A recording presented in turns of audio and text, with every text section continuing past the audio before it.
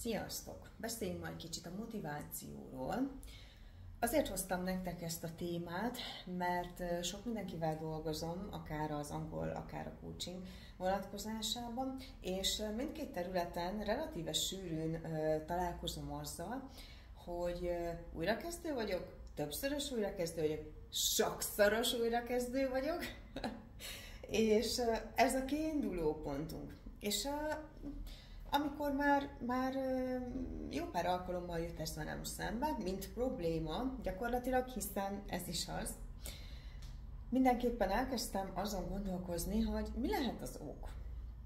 És rájöttem arra, hogy az ok keresgélése igazából nem fog előre vinni, ráadásul teljesen egyedi minden esetben. Tehát abszolút egyéni az, hogy kinek milyen oka van arra, hogy konkrétan megszakítsa a tanulmányait, vagy konkrétan megszakítsa a coaching folyamatot.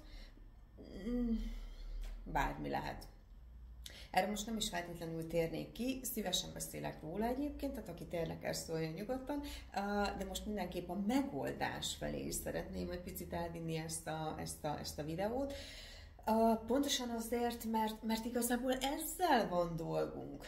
Tehát mindenképpen a megoldás az, ami számunkra érdekes, hiszen nyilván mindannyiótokban, akit ez kicsit is érint valamilyen szempontból, ott felmerül a kérdés, hogy jó, de hát mit tudok ezzel kezdeni? Hát én is érzem, hogy kevésbé vagyok motivált, sőt én is érzem azt, hogy bizonyos feladatok kapcsán ilyen mélyrepülés, vagy én is érzem azt, hogy már nem azzal a fajta lendülettel és azzal a mértékű lendülettel állok neki, és indulok el, és csinálom, hanem azért ez egy picit így többé-kevésbé, illetve hát változó milyen mértékben, de hogy így alább hagyott.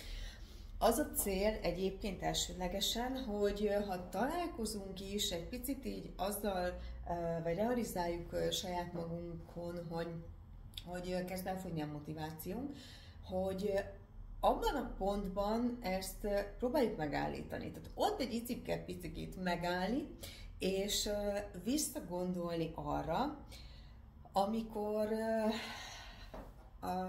eldőlt az bennetek, hogy mindenképpen szeretnétek angolul megtanulni. Tehát mi volt az az ok, mi volt az a pillanat, mi volt az a döntéshelyzet, mi volt az az érzelem, mi volt az az esemény, mi volt az a cél önmagában, amiért ti azt mondtátok, hogy jó, lehet, hogy újrakezdő vagyok, akár többszörös vagy sokszoros, ennek ellenére most van az a pont, hogy nem adom föl. Nem föladom, hanem megyek tovább, hiszen van egy célom, amit nagyon-nagyon szeretnék elérni. Tehát gyakorlatilag ez az egy picikét megfogalmazhatjuk úgy is, hogy szálljunk magunkba. Tehát ha van pár percetek is akár arra, hogy elgondolkozzatok, akkor mindenképp érdemes egy kicsit leülni, és arra a momentumra ismét visszagondolni, azt az érzést, vagy magát a döntést újra előhozni saját magunkban, amikor azt mondtuk, hogy igenis nekiállok, most beleállok, és végigcsinálom, és elérem a célomat. Ez hatásos, illetve hatékony módszer lehet nyilván nem csak az angol, illetve a coaching vonatkozásában, hanem az élet sokféle területén, tehát ezt a kvázi tanácsot nyugodtan megfogadhatjátok, hogyha más területekkel kapcsolatosan jön ez a problémakör elő. Nyilván én most így elsődlegesen az angol vonatkozásában szeretném ezt a szívetekre helyezni, mert mindenképpen érdemes, hiszen nem feladjuk, hanem hajrá angol, hajrá coaching és hajrá motiváció. Sziasztok, szép napot!